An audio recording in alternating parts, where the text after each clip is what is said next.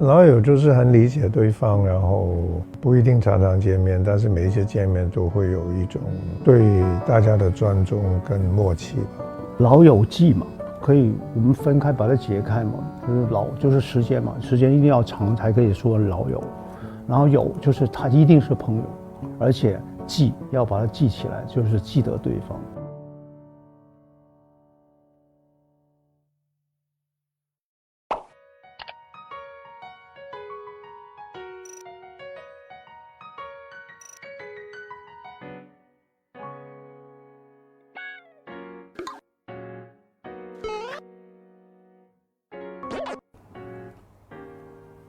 这什么意思？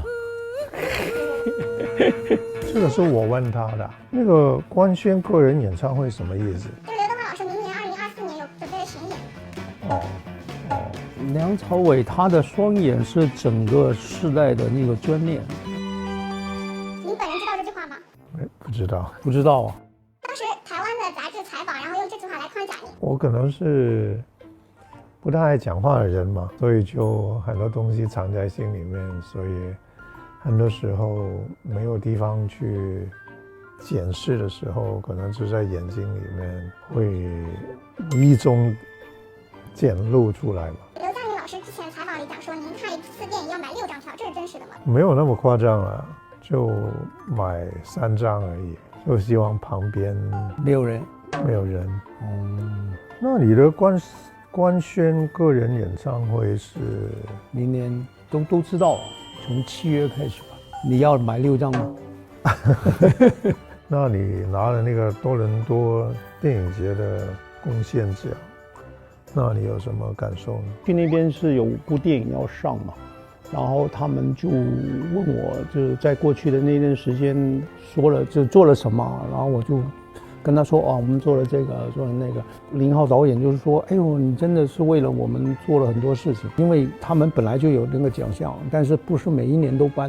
他说，既然你来了，你也真的做了一些事情，那我就颁给你嘛。当然要谢谢啊。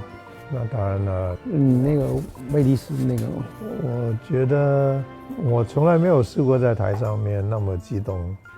因为可能以往都是一部电影的奖项嘛，然后这个好像是对自己重影那么多年的努力，好像对自己有一个交代这样，所以特别感动。从你走就进去啊，然后一直看到李导演啊，我们也感动。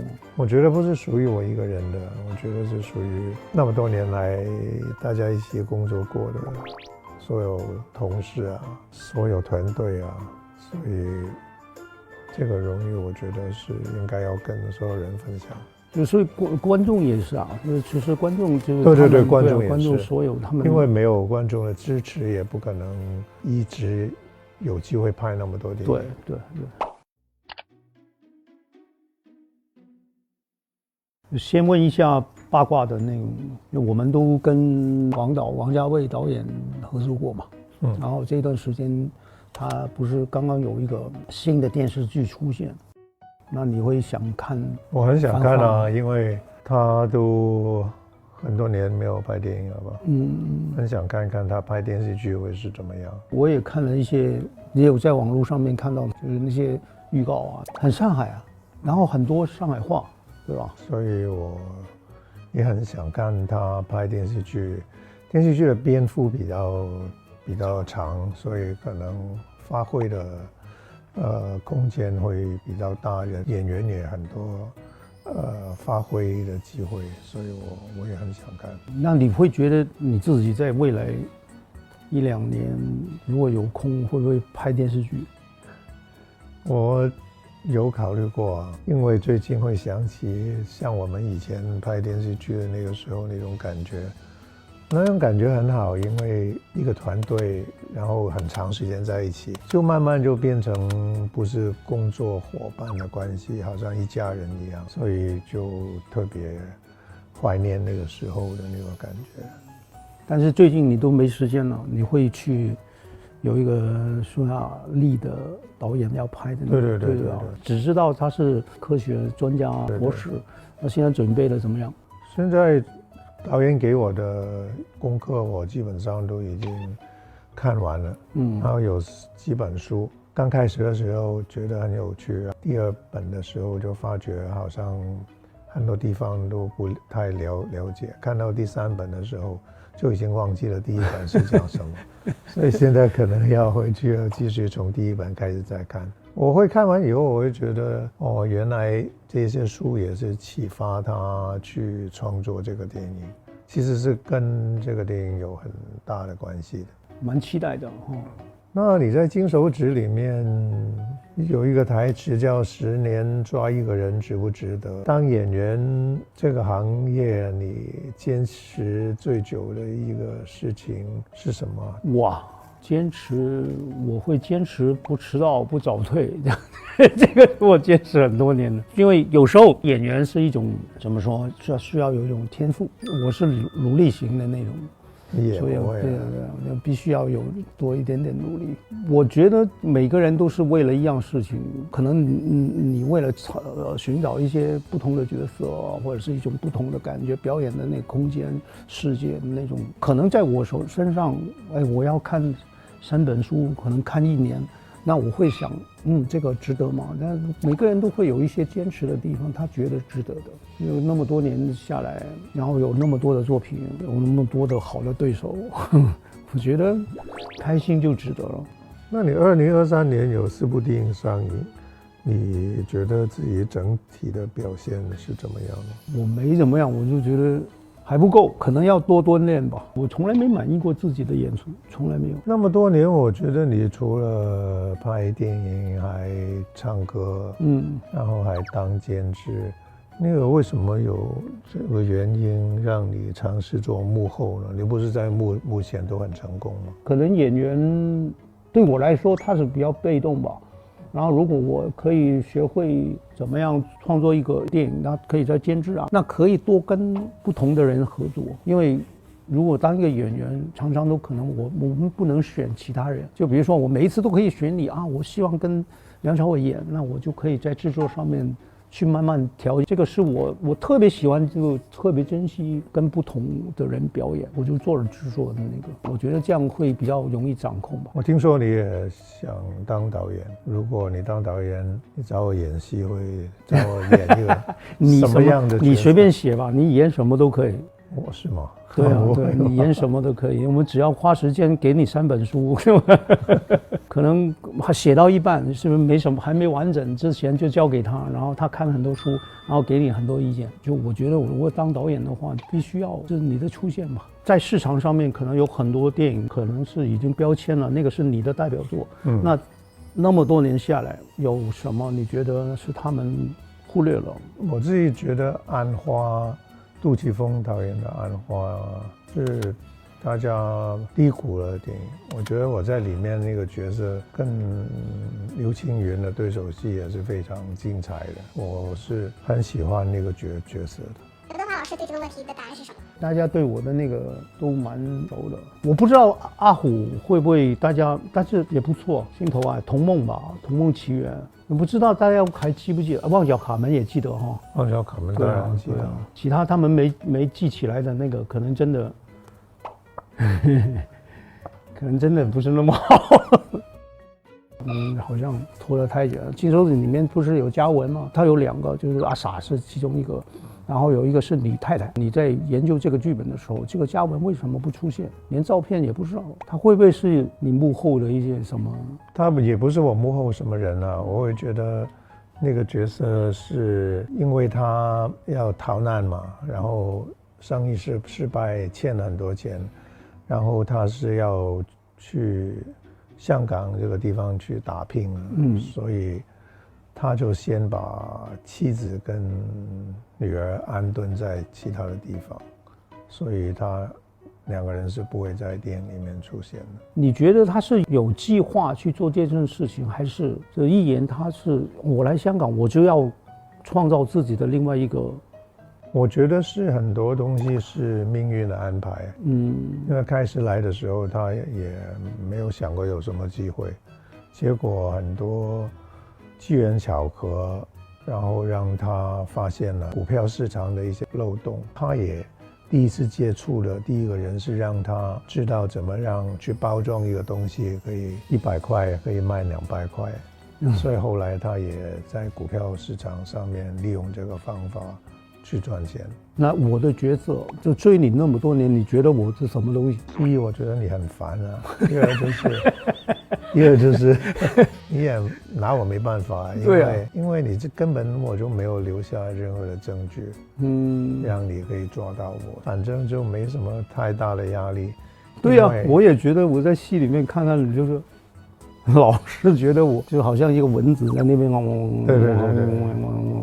那下一次我们要不要拍一些？我们有没有想过以后如果有机会再合作，我们应该是出现什么？我觉得可能可以是搭档吧，就是一起合作去做一件事情，就不要再对立了。我新导演的那部电影可能就是这种题材啊，逃不掉，我还是追着你哈。金手指这个看你。很享受表演嘛？就是你觉得现在演技对你来说是一种乐趣，还是挑战？因为这一次我看到真的不一样。我觉得乐趣、享受比较多吧。到了这个阶段，好也不会好到哪里，差也不会差到哪里。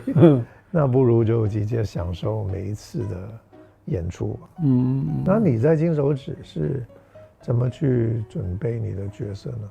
我刚刚跟他们聊的时候，他也有一个原型，他现在是在另外一个很重要的部门，是一个主管。他以前真的是可以放弃所有升职的那个机会，就好像警察，他就是几年他需要换啊，他不会让一个人在一个地方太久。我觉得那种是一种执着吧。导演给你的那些资料我也看了，好像是在研究我要追寻的那个人，就是抓的那个人的资料。我没有用 ICC 的那个态度去做，我就觉得这个人，我只有在他面前才发现自己的重要。这样会不会是拍的时候会觉得我特别不顺眼？对啊，我就觉得你的造型太嚣张。对啊，然后又觉得真的看不顺眼，而且可能真的是在那个戏里面，你知道，或者是你感觉到根本拿你没办法吧？那一份轻松非常适合，就戏里面的压力更大，很生气，为什么我没有让他感觉任何的压力？这样。有一年在柏林的时候，就看完一些电影的时候，就会觉得有1、2部电影，我觉得你必须要给他讲的。那不管给什么，反正我觉得必须要给的。然后我有争取过，但是就没有用力的争取了，就会觉得这2个戏必须要给他一个奖吧。可能我每一次我都会在前面知道这一次的那个评审是用什么角度，因为它有一个基础，然后每一年可能会要往哪一个方向，比如说，今年我们要给新人一些鼓励，这一方面他们会有一些坚持。然后有时候我就觉得好就是好，我们不能分那个他做了3年，做了5年，这样每一年都是他也可以啊，就是他好就是好嘛。那一年有一个是叫《神探亨德章》，那个是因为里面有很多网红，就在跟杜琪峰谁是最佳导演的那个过程，我就一直在聊这个。我们讨论之后，一个是最佳电影，一个是最佳导演，杜琪峰是最佳导演，因为我们发现，在夺命金的那个导演，他就是兼顾了所有的角色，反而高群书的那个是最佳电影，因为它里面的那个内容是比其他的那个形式是比较大的，但是导演他看到的那些演员，导演是很难掌控的。那所以我们就这样讨论，那个是我们争持最久的一个。但是有时候也没办法，因为毕竟你争取也没用，有时候你到最后还是投票了嘛。你投票还是要少数要服从多数的。以前可能会想，现在就是好也不会好到哪里去，坏也不会坏到哪里去，我们就享受吧。我就是现在在享受2方面的事。现在要唱歌，我就享受唱歌；要有电影就表演，享受那样。我是靠休息啊、看电影啊，然后玩啊，各种各样的运动啊、看书啊，这样去给自己充电。因为我自己平常拍电影的时候给自己压力很大，所以拍完一部电影我会觉得很累，所以就必须要休息一段很长的时间。我觉得跟他们合作很多时候就会看到年轻的自己啊，自己刚入行的时候，他们很有冲劲啊，这个会刺激我要更加准备好，更加努力啊。因为一个演员嘛，他总需要跟不同的表演的对手去工作，或者是去配合。我觉得这种是其中一种锻炼，我不会放弃跟不同年纪、不同领域的表演者一起表演，我都舒服，都开心。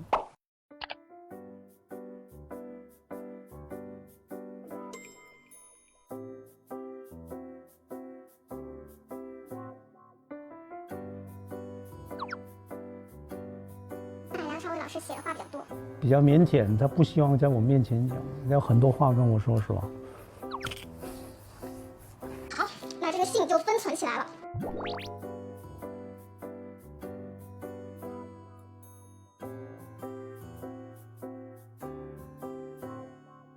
下面到重磅环节了，你要嘉宾，你要嘉宾，你要嘉宾，我觉得，巩俐、刘德华，是不？巩俐，反正巩俐行。哎呀，犹豫一下子还得，就照这个标准找吧。哎呀，咱真的咱写点就是大概有可能实际上能来的。郭麒麟不行，过气了。我就感觉郭麒麟太熟了，写在这儿没有期待感。但我估计也就郭麒麟能来了，都不一定能来。郭麒麟，你知道郭麒麟今天都不来，对，今天竟然也一个朋友都没，一个朋友都没请来，咱俩真是，主要是你，那白混这些年也不是，你刚录完那个人都没，我白费，我是哎呀，实际上能来的，今天连张老师都不稀得来，你说咋整吧？就平时找他吃烤肉蹦稿去，今天都不来，就先给他写上。那么免把张老师就写在这儿了。那他岁数差不多，别行，这你看这一下子就从梦想变到了现实，把郭麒麟写上，写反没？好像不长这样，这字儿是其他的起吧？不是，不是，对，不对，其他的起吧，就是不是奇怪那头啊，对，完了，你也寻思写不对郭麒麟的名字，哎呀妈呀，拿拼音带吧，要不得啊，拿拼，我刚才想了的帖子，这郭麒麟这名太为难人了。还有没呀？周深呢？周深、马迪呀，周深、马迪这种，就把平时自己家沙发上那些人搬到这个沙发上呗，先写上吧，是不？我感觉呀，这几个人都来不了，忙，太忙了。那是忙。马迪没事，马迪一天老闲了，我感觉。马迪闲吗？我感觉他挺闲。还有谁呀？你看看那种，还有咱去家里的。哎呀，没谁了。咱俩从今天开始啊，出去录节目，广交朋友。对，我过两天我去那个录别的节目，那节目有30多个艺人，我挨个问，行吗？那人家肯定都表面答应。答应我就装没心眼子了，我死乞白咧问呢。哎，你上回说那个，对呀，你上回不是上我那儿来吗？啥时候来呀？哎呀妈，还对吧？啊，我就死乞白咧问呢。发个毒誓吧。我死乞白咧问不就完了吗？对吧？你管就这时候就不能拉脸。要不咋整？咱俩天天搁这一坐，也没有人来。没有人来，我们就坐着，等，坐着就看电视骂他。对，谁？这样我们邀请谁，完谁不来，咱就看他节目，坐着骂他。